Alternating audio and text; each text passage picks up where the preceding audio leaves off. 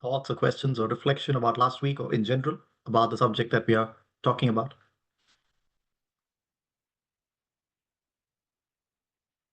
Last time, we ended by talking about quietude and silence.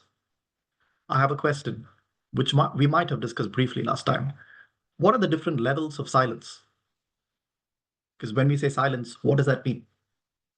What are the different levels of silence that you can think about?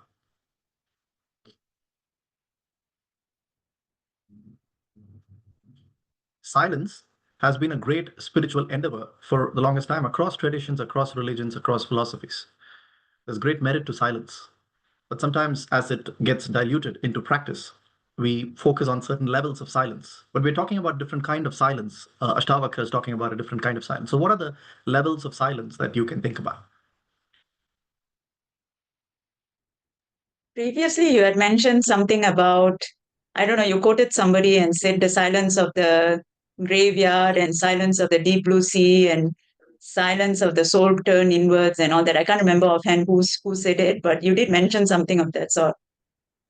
Right, that's a nice point. Was it Amy Edmondson or Amy somebody? Yes, you're right. Sharmini, silence of the graveyard, the silence of the deep blue ocean.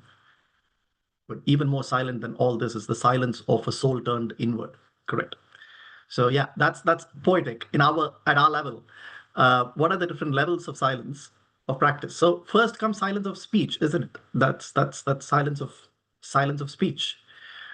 The more we practice austerity in terms of speech, that's why we said speak if you can improve on silence. Last time we spoke, right? Anything that's scarce is valued more. Therefore, if our rate of words are quite a lot, the proportional value of our speech reduces, right? Anybody we truly respect a lot speaks when they can improve on silence for our own sake.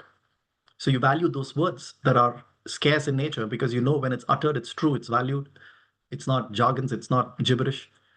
You value those words. In fact, when some of you I know are coaches and mentors, when we coach another person, we are trained to be a coach to practice silence strategically.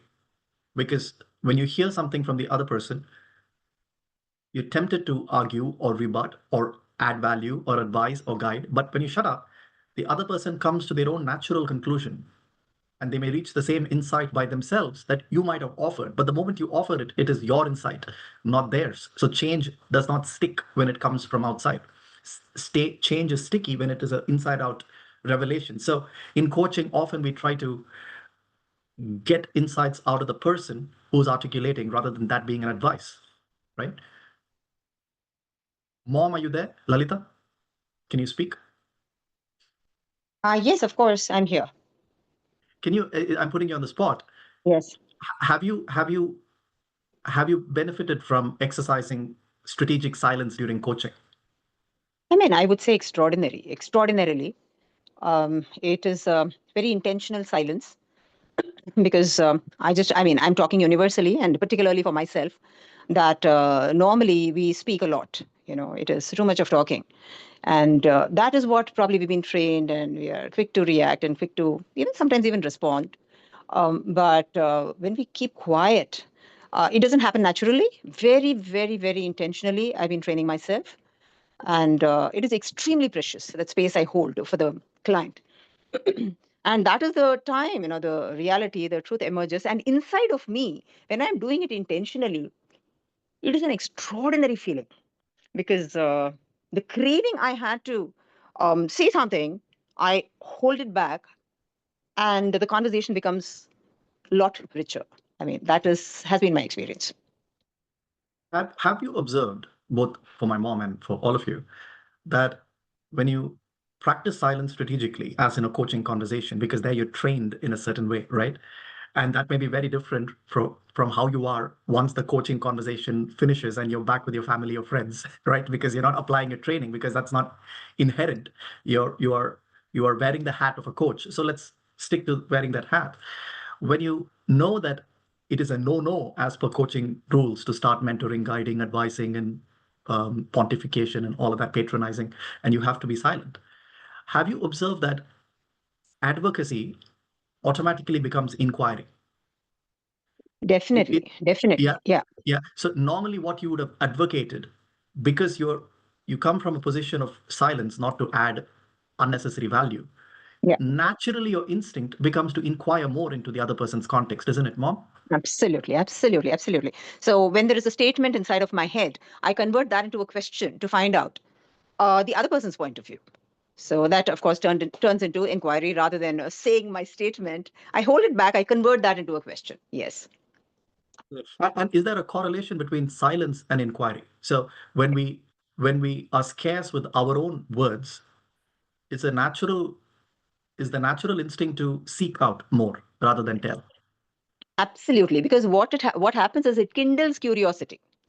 Right. So I let go of my kind of whatever accumulated knowledge, etc., which has been so difficult for me because the last about 3 decades I've been into more of mentoring and more of facilitation and teaching, training, etc.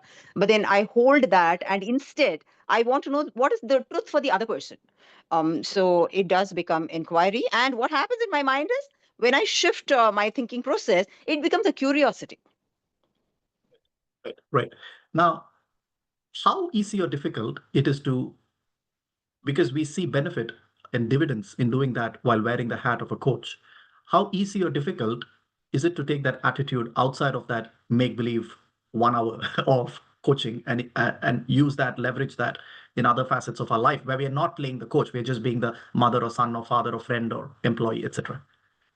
Yeah, that's a nice one to ask. The point here is it becomes easier to wear that hat because, Mm, say, if I coach about, say, 2, 3 hours, so I say about 5 to 10 hours in a week. So I'm also, I think, creating that new neural pathway, so to say. And it becomes a little more easier if just sometimes, when the conversation turns into something where I hear myself too much, I can very quickly tell myself to stop and start listening, be quiet just for a while. I start hearing myself too much, and then it's truly speaking, I feel it's shameful to hear myself too much, and then I would love to inquire. Yeah, that is yes, it's become much easier, and I do it more intentionally outside of the coaching also. correct. And scarcity of your own words and voice makes Yeah, it more precious when it comes out, isn't it, for the other person? definitely, and even for myself. Even for yourself, correct? Yeah. Because you're now inquiring, and when you're Yes. advocating, it's well chosen ideas, not to argue, Yes. but not to make a point and not to just debate. And Yes. you probably instinctively know when to stay out of an argument as well, isn't it? Yeah. Which was not Absolutely. natural earlier, which is natural now, thanks to the practice gained by a make believe world of coaching, for example, where you trained. Totally, totally. And also to add to that, I feel that I'm more open to ideas. And my idea is not the only idea in the world. My universe in my mind is not universal. A lot of those, little wisdom emerges. Very, very nice. Thank you. Thank you. Thank you. Thank Navneeta and if other people, also fellow coaches, do you want to add something to it from your experience? Okay, Hi. they've been true coaches, and Aditya, I'm sorry, I I'm not in a position to speak today. I'll just listen to the class. good. You're going as per the highlight of the class, silence, isn't it? Yeah, good. Uh, that's fine. Uh, all right, Abhisha, do you want to add something? I see your hand up. Uh, Maybe silence. I mean, one cannot talk about silence. I mean, you cannot explain silence, cannot talk about silence because silence is something to be practiced. I mean, silence, like from the Vedantic lens, silence is We are not. We're talking about. detachment. We're talking about silence and speech, Abhisha. There's no Vedanta here. We're talking about when to shut up, when to Okay, okay, speak. just a silence in speech. Correct. Correct. Okay, okay, If we're then. following our discussion, we've been talking about just No, when I to attended late, add so value I and didn't when know. to, yeah. No, no problem. No problem. We'll go to that level. So silence and speech itself is born out of practice and effort. That's the point I'm trying to make. So people like Navneeta or Lalita, and I'm sure many others, who have by chance and by luck have been trained in a methodology of inquiry and of not letting your instinct take over or your neural pathway from before takeover, right? I've been a school teacher. The moment I hear noise, I have to ask them to shut up and start speaking, right? It changes when you practice intentional change, intentional coaching. So silence of speech is born out of effort, sir. It requires practice. It requires changing your instinct Because at the moment that you want to talk, there is a great temptation that you are adding value and it is the most fertile moment to speak. Absolutely, there are some moments in which you have to contribute, but a lot of times we speak for ourselves, not for the other person. And as you practice silence, and maybe mom, you can come in here as well again, you talked about curiosity, but has your listening got more sharper as a result of silence? Definitely in my profession, but where to go otherwise? But definitely in coaching, yes, because I want to put in my best, and I want to. The very intent is to assist the other person, help the other person without advising. So such being the case, I've got to pick up from those keywords what the person is saying. I got to listen at various levels. Right from the language to the nonverbals to their silence to everything. Yes, yes, the keenness in listening, observation, perceptivity, all of these things have gone up, definitely. And more importantly, when somebody is speaking, are you engaged in formulating your own thoughts because you have to contribute? Or are you able to have some more silence in your thoughts because there's no pressure of articulating your next thought because you are going with the flow of the conversation? So this was the most difficult thing for me, but then Yeah. with a lot of practice, I've got a huge expectation of myself. I need to reach some place, but I've been able to progress very well in this journey. I'm quite happy with myself, and my mind, it has to be silent, which is I'm not forming judgments, I'm not forming evaluations, I'm not. I stay away from all that because that is the time my silence or my listening becomes closer to reality of what the other person is saying. Otherwise, my mind will start interpreting my own judgment of the other person. So I need to again, a lot of practice has happened. I remove all of the other distractions that is possible in my mind. And I try to stay focused. That focus has become very important. And also, what I've realized is as I do it very well, even now, session to session, it can differ. Sometimes I grade myself 100 on 100, and sometimes it is 90 or 80. And so the mindset is again very, very important. Believing that the other people are intelligent, believing that the other people have capability, believing in a lot of things. It's very, very virtuous. In fact, coaching is a space which I relate to very spiritual. It's beautiful. Yeah, because believing, you let go of your ego to a large extent and believe that other people have a lot of things to say and you need to listen. Yeah. Beautiful. It is definitely spiritual, isn't it? The Vaikari, the spoken word, is often, we're so caught up in that. Unless we can calibrate silence in spoken words, it's difficult to calibrate silence in mind. And unless we can calibrate some sort of silence in mind, it's very difficult to live the silence of being. So, what I'm saying is, the moment we practice more silence in spoken word, not being silent when we need to speak, that's not what we're talking about. Talking about silence almost strategically, because that's a better option in that situation. Then it also improves listening and empathy. In fact, it gets us to a level 2 of listening, because when we typically listen, we are listening to the position taken by the other person. But when we are listening, not to respond, but to understand, we are also able to listen to the motive and interest behind the position that the other person is taking, isn't it? So, are you responding to positions? Are you responding to the interest or the motive behind the position that the other person is taking? Right? Boss, I'm going to be coming late to work again. One more time, again, you did that last week, because you're almost responding for self-protection. You're responding to the position. And when that current position marries with your past memory of the same position, you're naturally frustrated and you want to give it to that person who's coming late. When you're not listening to advocate, when you're listening to out of curiosity, then you're naturally listening to the motive or position. Motive or interest, which is, this joker is coming late today. What if I inquire? Right?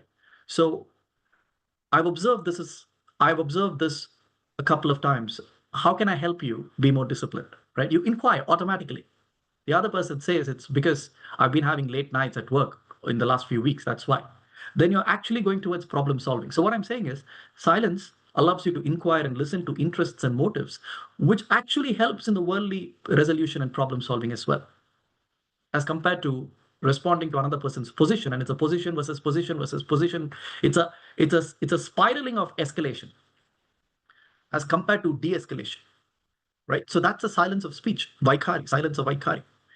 Now, the second level of silence is silence of our own mind, the constant chatter, the constant jitters, the constant vrittis, the fluctuation of our own mind, driven by stimulus outside, but also our own desires and frustrations and emotions inside. What does silence of the mind mean? Because silence in speech seems to be more in our control. If impossible, I can just put a sellotape around my mouth. I can actually physically stop my jaw from moving and stop speaking if that's. But silence of the mind, where do I put a sellotape in my mind? Because it doesn't seem to be fully in my control when my thoughts arise and when my thoughts subside. Uh, if there is a option of just switching off that button, I would, probably we all would. But it doesn't seem to be, I don't have as much agency in the silence of my mind as compared to the silence of my speech. I struggle with the silence of speech itself. That's a second point. But at least I know I have the agency to just shut up or walk to the other room or just go for a coffee break instead of speaking something that I'll regret tomorrow. But silence of the mind seems a little more, it is also born out of effort, but it's not as simple an effort as just shutting up when I choose. How do I cultivate silence of the mind? Daud?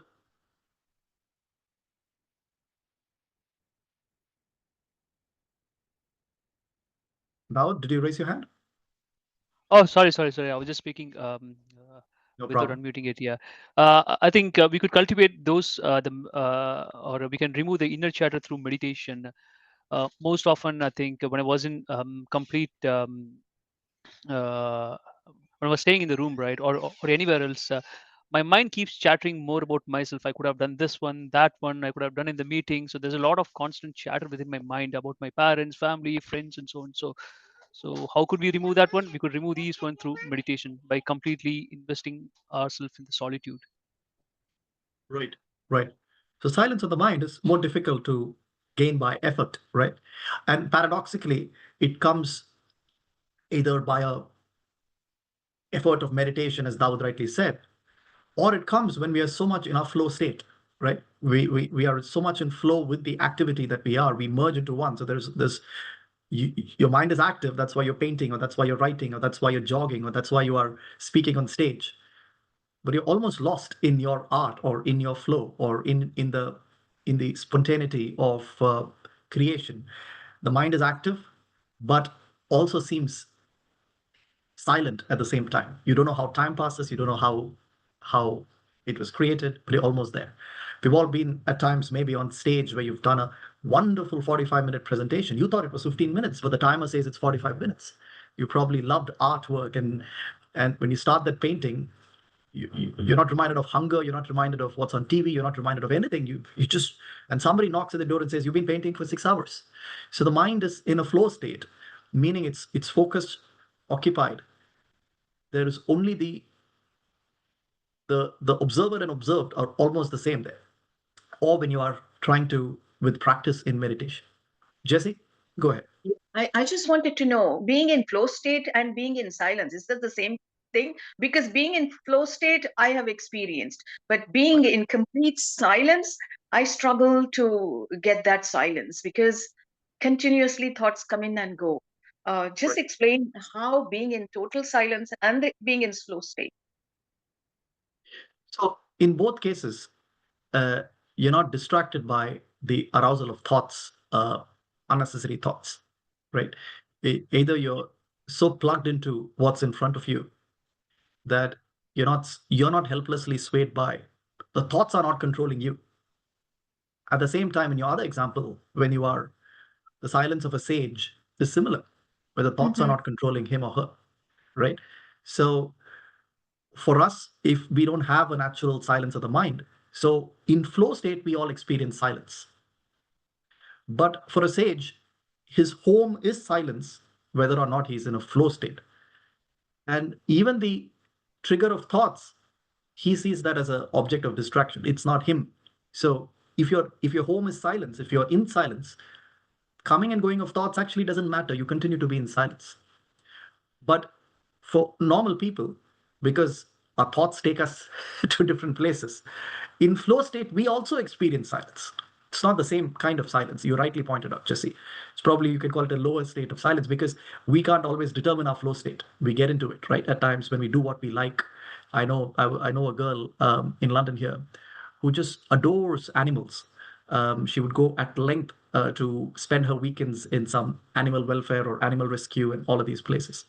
She just adores animals. She'll spend 8 hours there. When she's around dogs, she was telling me, I just lose time. I can just like, I don't know how time passes, right? But the same 8 hours at work on a Monday morning is very different. So when we are in line with something that touches us deeply, or in love, a young lover is with his or her partner, camped outside a river. Time passes, a vacation passes, time flows, as Einstein said, isn't it? Time is relative, depending on the how much in connection we are, how much the observer and observed have merged. But the mind is cruel. If you're not in a position like that, you can't force fit flow state. Then it actually is only more distraction. It's like the greatest mystery in the world. If you naturally go to sleep when you hit the bed, you don't know at what point did I fall into sleep.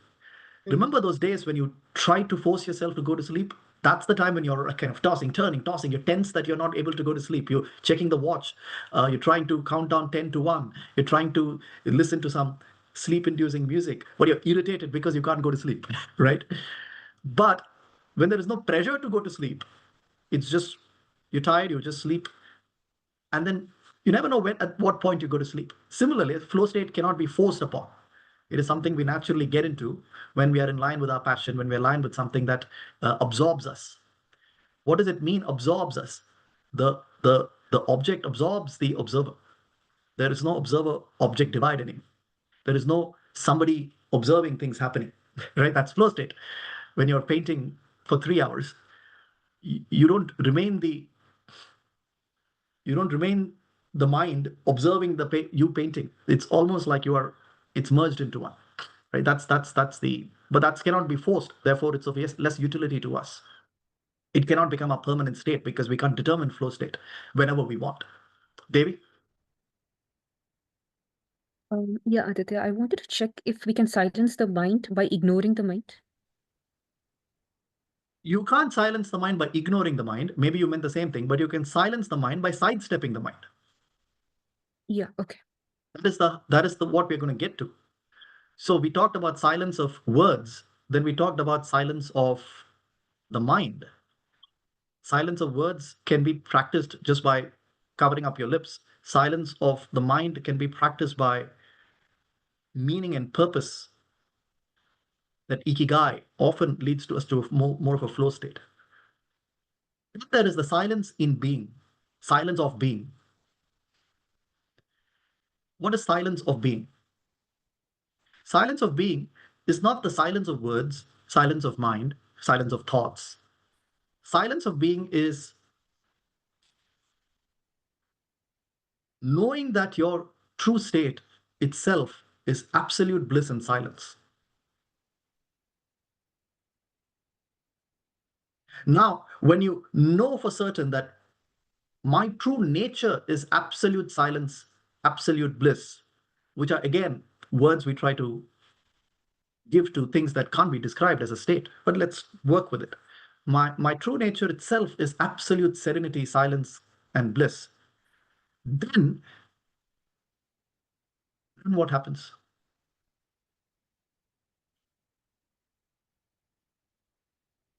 Then you make that silence your home, from which the fluctuations of the mind and the fluctuations of speech are seen as coming and going changes, fluctuations, vrittis. You are not that. You are always in silence. And the procession of thoughts and the procession of words doesn't matter how thick or thin they are. You're always in silence. The silence of being. It's a deafening silence, who you truly are. It's a beautiful deafening silence. Overlaid by the mind and the preferences and the speech and all of that. So from that point of view, sorry, who asked Devi? Did you ask that question just now? Yes, it was me. Right, Devi. From that point of view, when you are housed in the being of silence itself, that is you, then you are able to sidestep the fluctuations of objects, which includes your thoughts and which includes everything else around the world. You're not trying to control your mind. You're not trying to control your meditation is a tough process. We give the word meditation to a vast range of practices. Pratyahara is called meditation these days. Dharana is called meditation these days. Dhyana is called meditation these days. Samadhi is meditation these days. Like, what is all of that? Most of the time, 99.99999% of the people, when they say practicing meditation, they're practicing some kind of concentration or like focus or closing the eyes. All that is trying to, it's a form of controlling our mind, which is not a bad thing to do. But if you're housed in silence as your natural self, then why there is no reason to control the mind. There is no reason to control the mind because your nature itself is silence. It's the fluctuations of the mind that are foreign bodies. that's just objects of experience coming into your awareness and going out. How does that affect your permanent silence that you are? In that sense, Devi, you are not trying to control the mind. You're just sidestepping it, allowing the mind to go on, right? Allowing the mind to carry its own self, in which in no way affects your state of silence that you are. That is the highest form of silence, where it's not silence by effort, it's not silence by practice, it's not silence by meditation. It's recognizing the silence of your true nature. They're recognizing the absolute deafening bliss and silence of who you are, on which, like layers of the onion, you have pushed that identity into these multiple layers of the onions, the mind and the body and the world. So there is an I associated with the onion layer called the mind. There's an I associated with the onion layer called the body. There's a mind associated onion layer of the world. And therefore, assume the mind is me, the body is me. And therefore, the struggle is with the body and mind. But if you pull it back to your own true nature, on which you're able to experience the mind and body as just objects of experience, then you always stay with your true nature of silence, from which there is nothing to control or nothing to, through effort, practice. And therefore, you stop inflaming the mind and body because you've disassociated personalization with it. And then automatically the mind and speech also come down and so style. When you sidestep the mind, it's like sometimes when you're walking on a street and there's a stray dog there. If you try to go into a fight with a stray dog, it's going to bark, then you're going to run, then it's going to run behind you, then you're going to throw us. Please don't, but you may throw a stone at it, and then it gets angry, it chases you. There are two more dogs that come. As compared to you see a stray dog in the street, you just look straight and walk normally. The stray dog looks at you, it goes the other way, right? So sidestepping is not to control the stray dog, so to speak. It's to sidestep it, right? Most of the times when you sidestep something, it loses its potency by itself. So there is nothing to control, because the more you're trying to control, the more you're inflaming that which you're trying to control. Either now or it comes back to haunt you later because you've suppressed or repressed and all of those things. You can never suppress and repress desire, sir. You can either satiate your desire or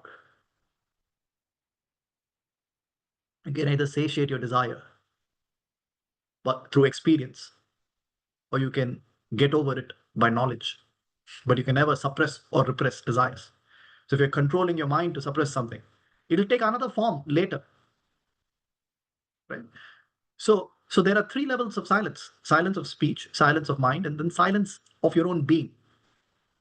What Ashtavakra is talking about is the absolute silence of our true nature.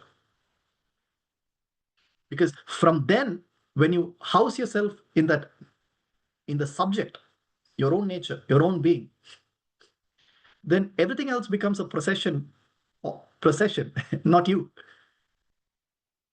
Your thoughts are a procession. The world is a procession. Anything you recognize, everything as just change.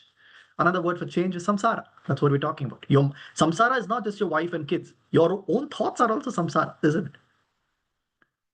Samsara means change. Anything that changes is samsara. When we say we are all caught up in samsara, means what? We're all caught up in the personalization of change. But there is nothing to personalize in change if you're housed in your true nature. Right? We personalize change because we don't know our residence. So we think change is our residence. We think our thoughts are our residence. We think our body is our residence. We think the world is our residence. This house is my residence. When my true residence, it's apparent to me as clear as water, as clear as daylight. My true residence is that which does not change. If the yardstick of samsara is that which changes, and my true residence is that which does not change, then there is no personalization of that which changes. So I'm not caught in samsara. As simple as that. Right? So going on, and we're going to read Ashtavakra now. But it's important because everything comes into existence and goes out of existence. When we are caught up in personalizing that which comes and that which goes, it leads to a myriad of emotions. It leads to a myriad of frustration, chaos. You're caught up in the samsara of doing, effort, protecting, preserving, caretaking, guarding, jealousy, frustration. When it is there is greed. When it is not there is grief. Krishna says in the Gita, the wise do not grieve for the living or the dead, because that's all change. Life and death is change. The wise don't grieve means what? The wise don't grieve with that which changes, which is samsara. Why? Not because that which changes is not important, not because your kid is not important, not because your college is not important, because you stop the unceremonious personalization of that. Why? Because you know your true nature to be that which doesn't change, which is not a feeling you need to build. You're not trying to perceive something that which doesn't change. The moment you perceive something, you're trying to extract a thought in your head of the self Brahman. But remember, thought is change. You can't try to create the self in samsara, right? So we're trying to get out of samsara. You only know because it's so clear and apparent to you. It is to all of you.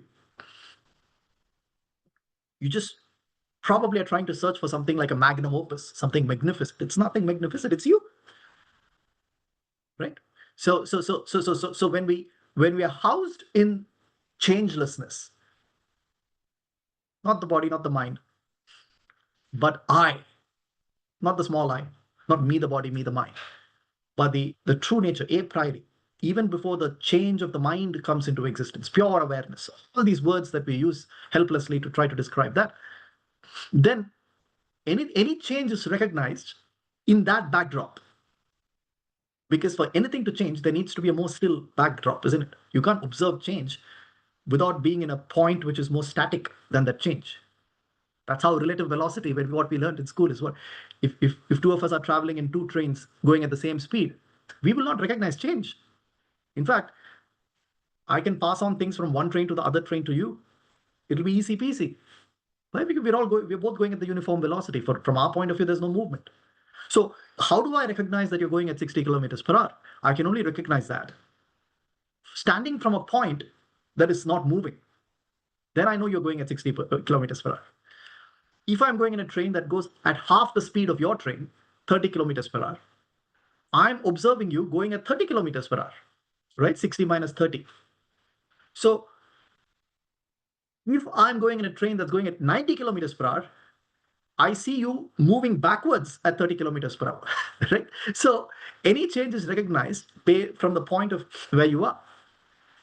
So the presence of anything that changes in itself is the proof that it needs a backdrop from which this change is recognized. And you experience change all the time. You know, thoughts come in and thoughts go. You know, emotions come in and go. You know, people come and go. You know, life comes and goes. You know, your job comes and job goes.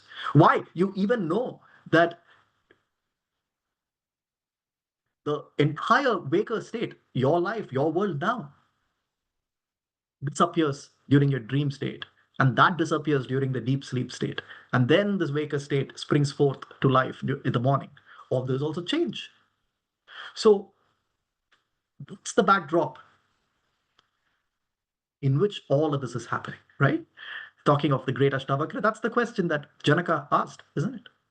We're not going to repeat that story. We've said that many times, but that's the story that Janaka had much prior to the conversation of Ashtavakra Gita. Janaka had the greatest question ever asked from a spiritual student. All his ministers and sages rubbished it by giving the obvious answer, right? What was his question?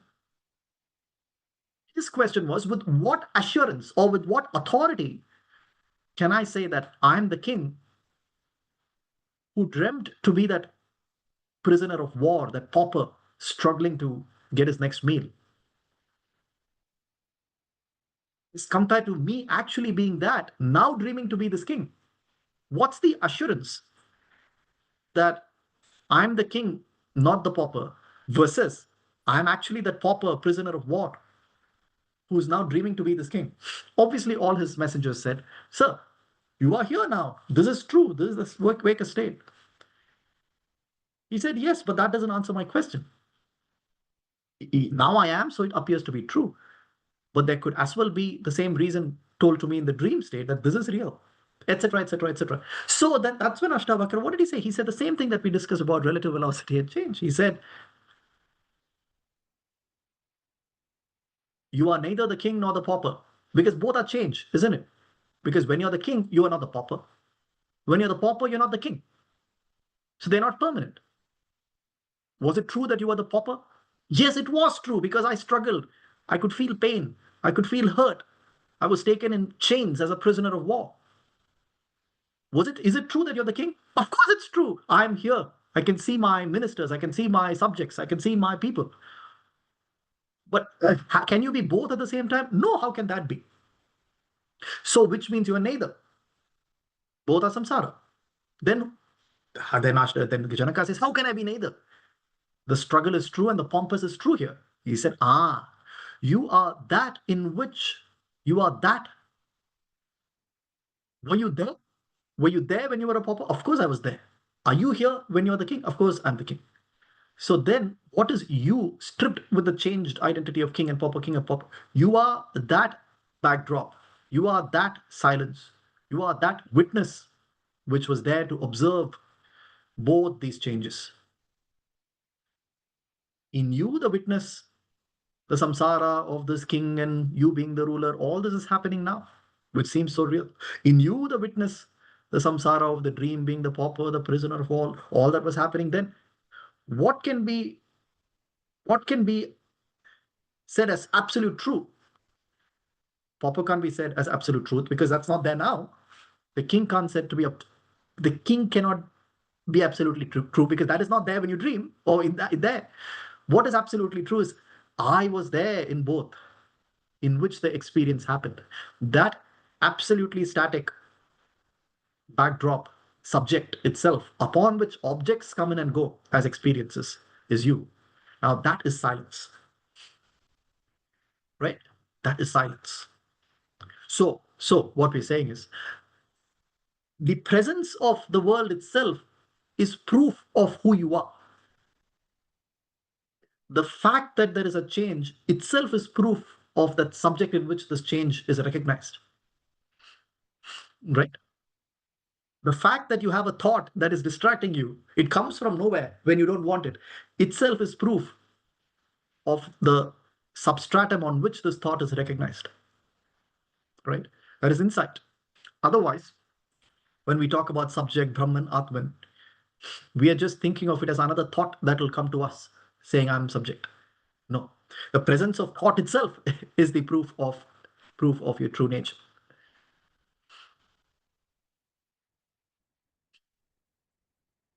All right, we're going to go into Ashtavakra Gita. Let's look at chat for a second.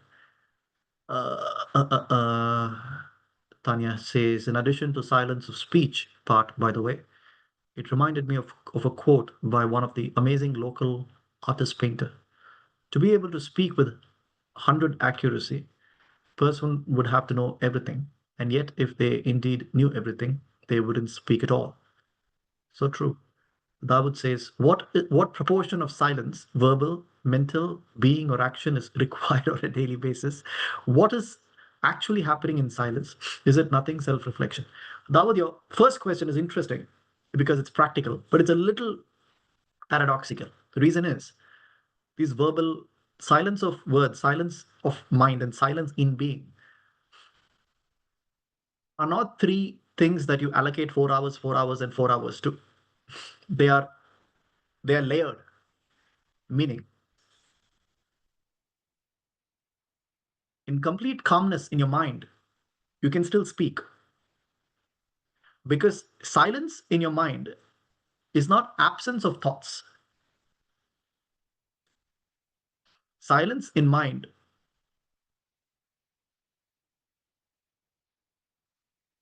it means not being controlled by thoughts. What do we discuss in this class? When we have a sharp intellect, BMI, remember? When we have a sharp intellect, it only means we can be the master of our mind. When the intellect is more powerful than the helpless procession of thoughts, it just means we have more control over our thoughts as compared to our mind controlling us. But the silence in being is not a practice in an everyday level. Silence of mind can be practiced at an everyday level, right? You can practice to sharpen your intellect. You can practice to have more quiet time in your day. You can practice and learn meditation, like you rightly said, Daud. But silence in being is not a product of practice or effort. It's a product of recognition. It's a product of knowledge. It's a product of obvious. How can my true nature be anything apart from silence? How can my true nature have any preferences to thoughts and speech? How can my true nature be anything apart from being a witness? It's a recognition of nature. But you're right, the verbal silence and mental silence, you can hack it. As my mom said, just rewiring your neural pathways changes behavior. If you practice a coaching mindset for a period of a month and you see benefits and dividends from it, it becomes your first go-to response as compared to your previous go-to response, right? That's a simple neuroscience these days. That's why the great debate of there are many companies and YC and so many other companies and probably the early psychology. Well, psychology itself is a little. Most of psychology is scam, but there are parts of psychology that's great, right? I know a lot of you. It's a touchy subject, so I'm not going to get into my views on psychology. But what is the best way to get out of past trauma? It's off the subject, but we link it to this. There's one school of thought where it says past trauma can be obliterated by visiting the past, not physically, but by talking about what happened at 4, how did your dad beat you, how did that friend bully you, tell me everything. Primitive imprinting and early adoption of motives. By the age of 7, your entire personality is formed. So we have to go when you were 3 to change your things, hypnosis, all of those things. There's another branch of science, more from a neural perspective, the neuroscience perspective, which is also as primitive, right? So everybody likes to today talk about neuroscience says that. I mean, neuroscience knows very little as well, right? Maximum we know is by observing the brain through functional MRI, fMRI scans. Where does the brain light up to what response? That's very basic, but still a different method would tell you anything that you reiterate only strengthens existing neural networks.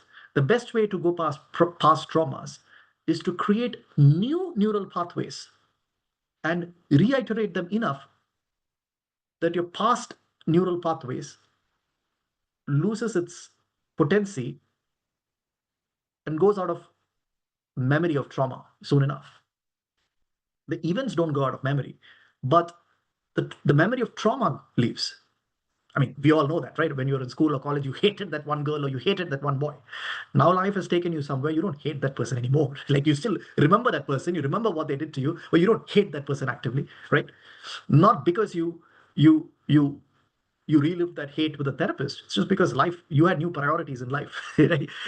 if If your first attention doesn't go to your kid, the kid starts crying. You don't have no time to sit every day and think about that girl who irritated you in college. But anyway, there's another school which says the best way is to get out of any kind of personality type or any kind of behavior that is natural to you, is to, in small bites, in tiny habits, create new neural pathways. We all know that. How do we be more disciplined to exercise every day, right? The moment you exercise for 14 days or whatever continuously, people like to say science says 21 days. We don't know any of them, but we do know over a period of consistency, effort only becomes easier with practice. Getting out of a house after a long break, if it's 90% effort, on the 14th day, it's a 5% effort. Only because it becomes a part of your day, it becomes a part of your rhythm, it becomes a part of your cycle, right? That's true with everything, right? So it becomes then to actually do something that you did in the past, like having that extra beer or having that oily food, that becomes more difficult, in fact. And what do your friends say? Oh, you've become so like you're putting up your price now. Like 3 months ago, we used to go to this dhaba and have this. Now you're saying no. What, this new fun? You just say no, no. It just doesn't speak to me. I mean, etc. So it's a very easy thing.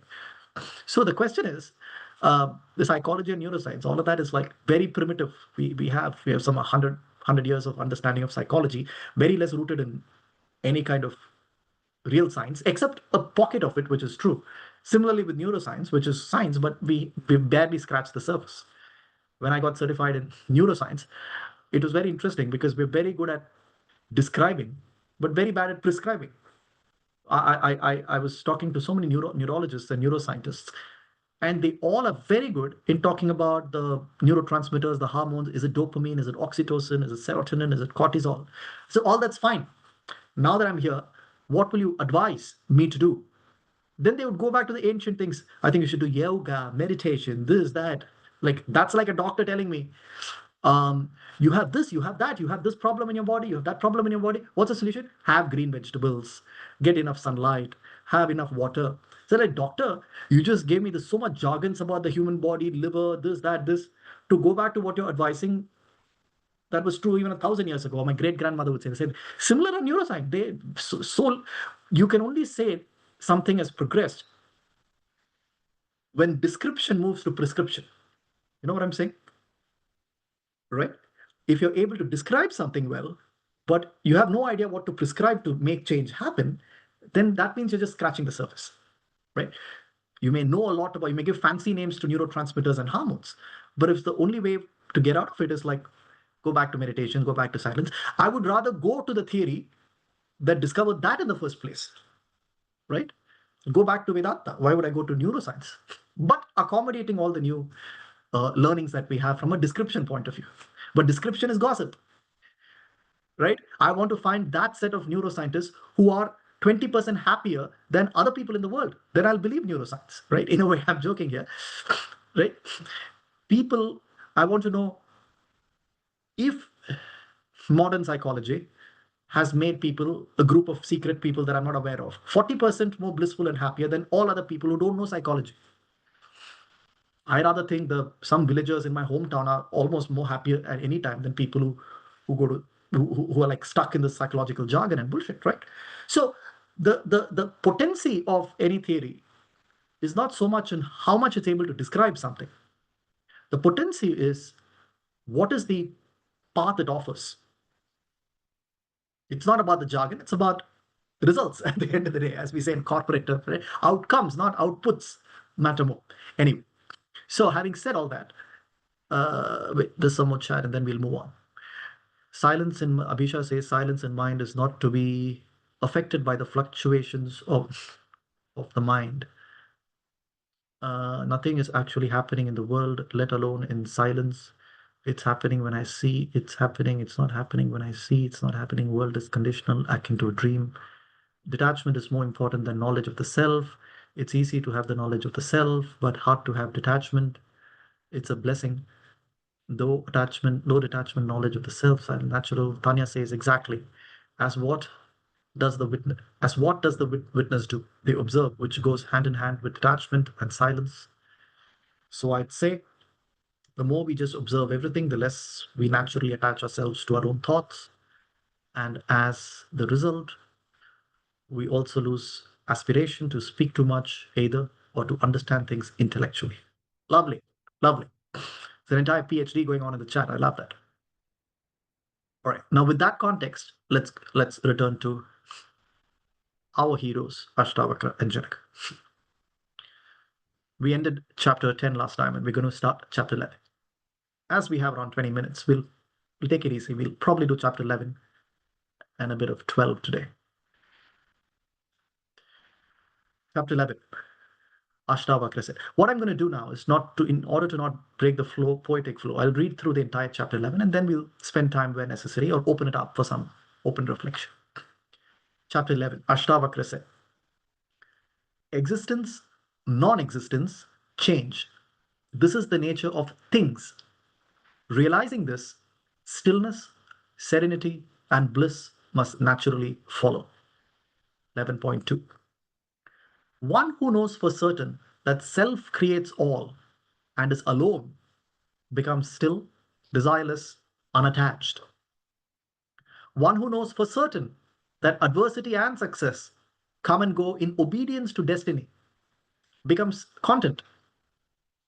He neither desires nor grieves. One who knows for certain that birth and death, happiness and misery come and go in obedience to destiny sees nothing to accomplish. He engages in non-action and inaction remains unattached. He engages in non-action and inaction remains unattached.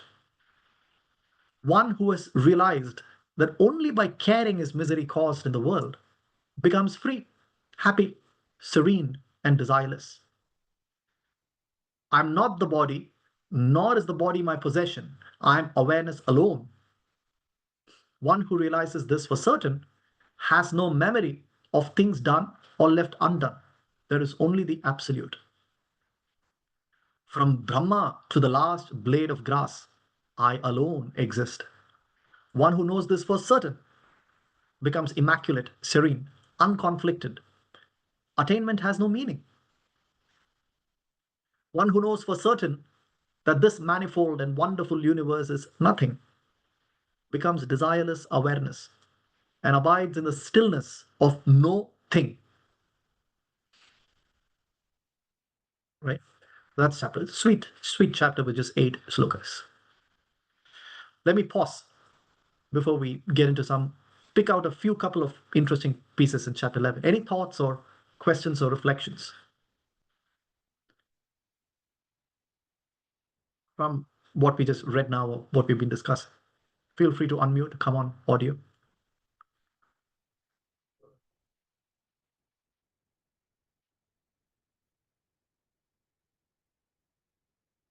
Okay, cool. The couple of slokas here I want to point out as especially relevant to our current discussion, and that begs of some deep diving. As we've spoken at length today already, so 11.1 starts with, what is the nature of things? Okay, there's a question to you before we interpret this. In this particular chapter, you would find an interesting use of 3 words: things, nothing, and no thing, hyphenated. What could be the difference between things, nothing, and no thing? I know it's a little like we're getting into the weeds of language and words, but we need to kind of differentiate before we appreciate what Ashtavakra is speaking about. Why does he say no thing at one place instead of nothing? Anybody? Just what's the difference between things? Things are objects. Nothing, which is nothing, and no thing, is it something different? Tanya says no thing is beyond duality of thing and nothing. Yeah, clever answer. True as well.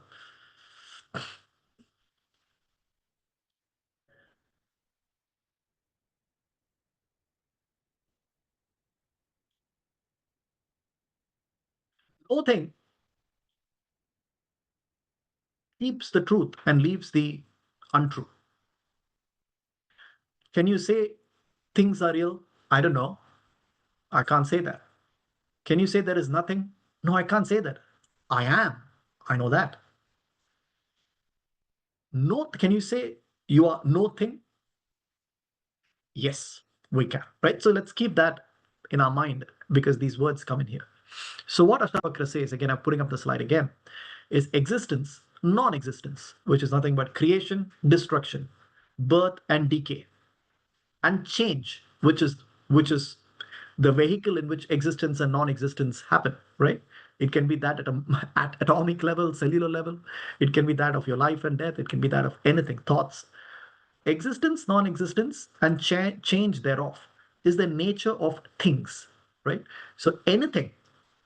So what's the litmus test of saying what is a thing? That which has an incoming, that which has an outgoing, that which is susceptible to change is a thing, isn't it? Because if something comes and something goes,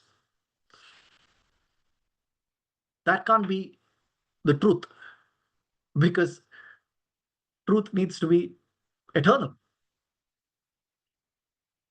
Realizing this, Ashtavakra says, even just the realization of this, shouldn't it naturally follow in you stillness, serenity, and bliss? That changeless in which this change is recognized. Basically, a summary of what we've discussed. Then he says, once you house yourself in the stillness, in your true self, capital S, you realize that automatically you start recognizing all objects are only appearances in this stillness. The reason we say appearances is because there is no sentience in the objects by itself.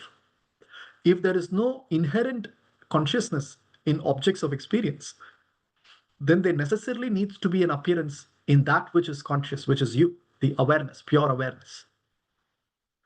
If there are two Brahmans, or if there are two selves, or if there are 8 billion Brahmans, then you can't say that this Brahman is true, all other Brahmans are just appearances. No.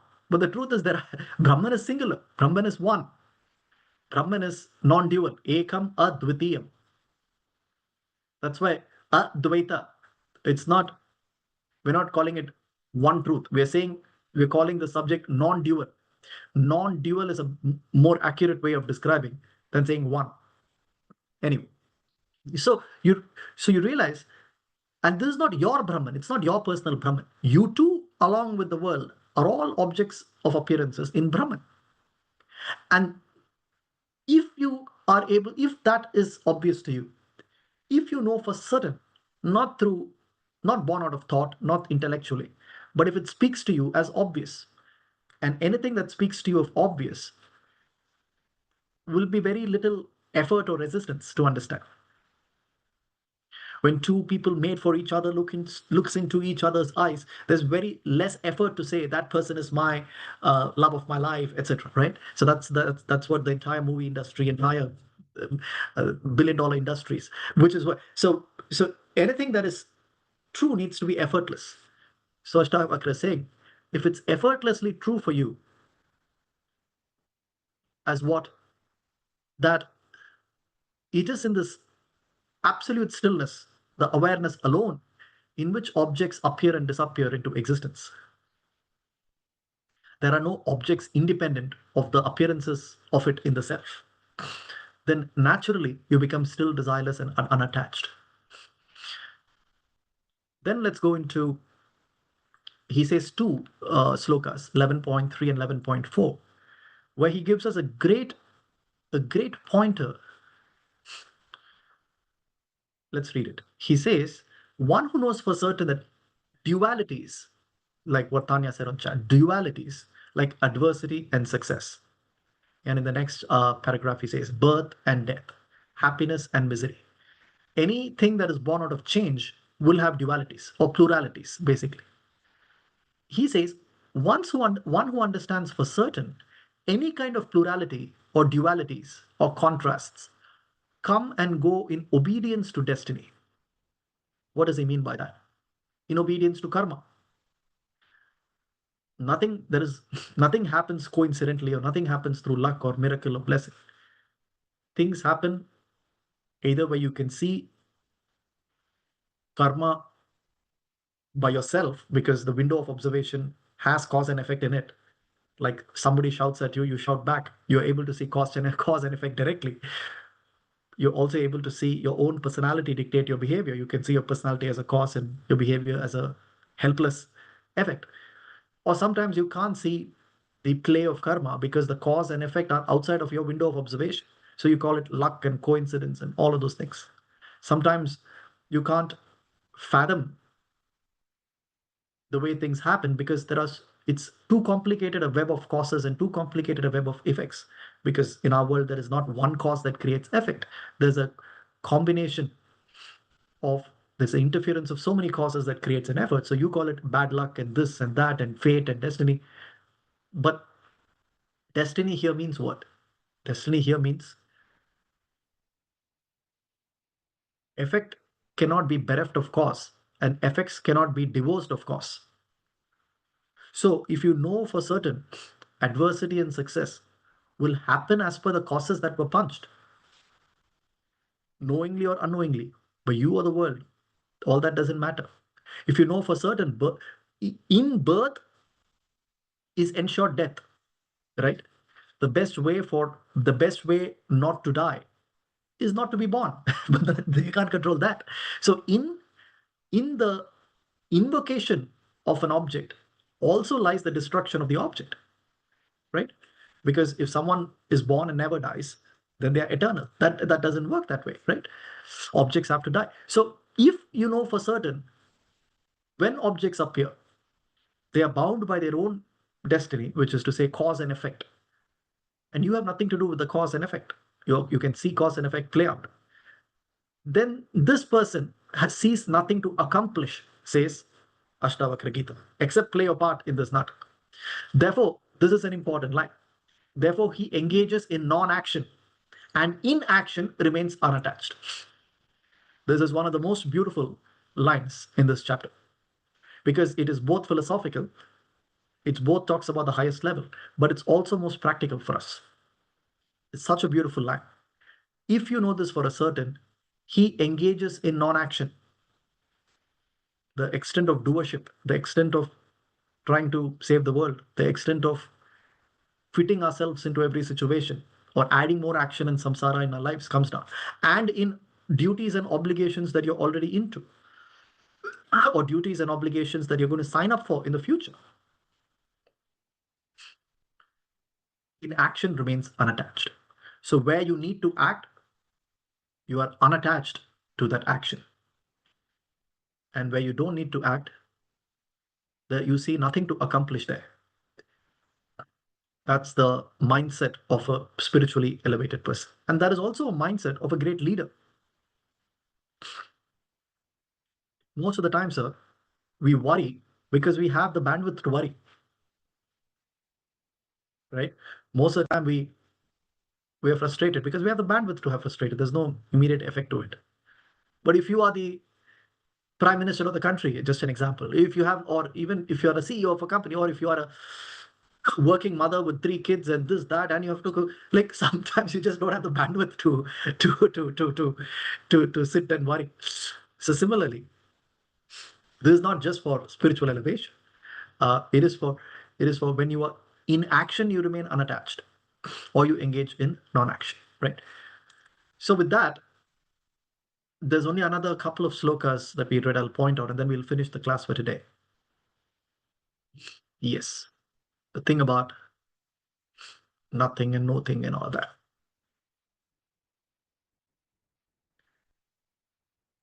In 11.5, he says, one who has realized that only by caring is misery caused in the world. Meaning what? Caring is too darling a word for us to say. How can he say that? But caring, he says, attachment.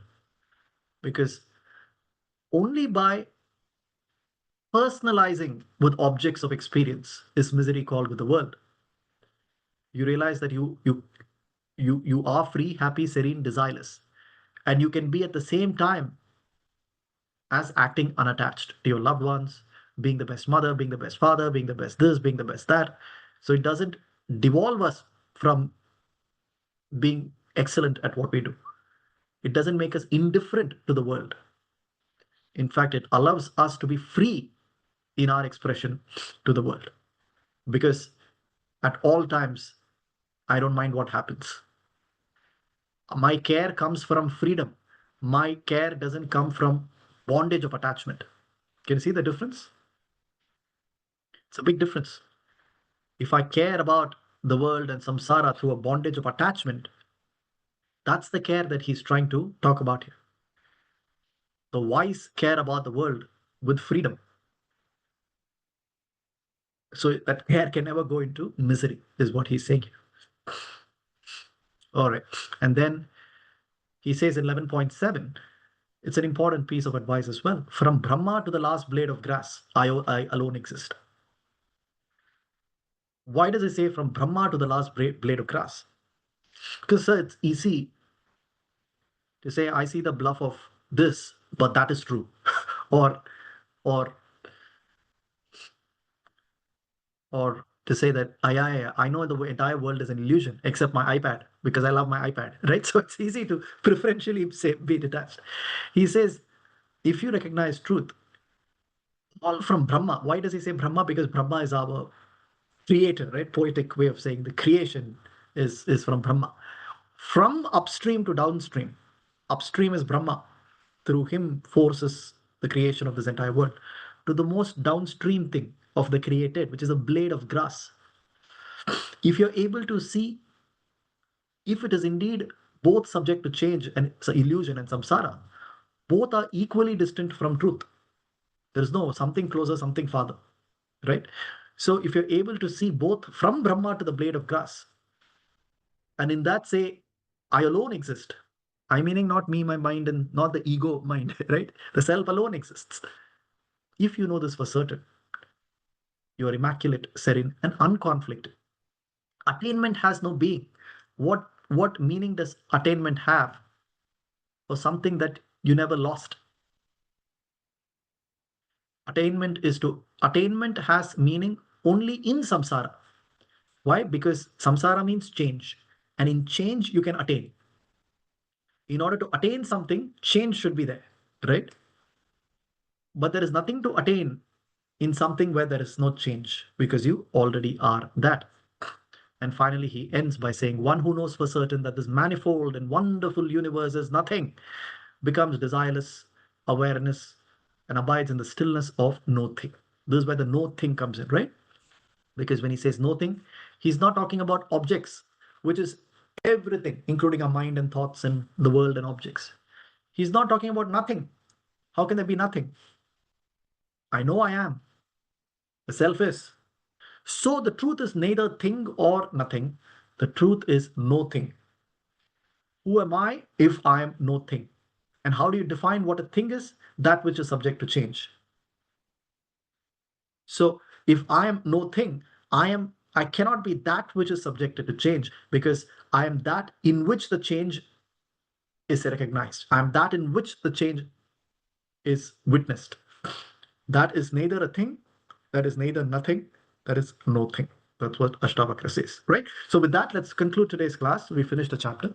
We'll go to chapter 12 next week and move on from there. Thank you all. Reach out to me if you have any questions on the group. Otherwise, wish you all a happy week ahead, and I'll see you next Sunday. Thank you. Thank you, Thank Aditya. Thank you. Aditya, I got a question.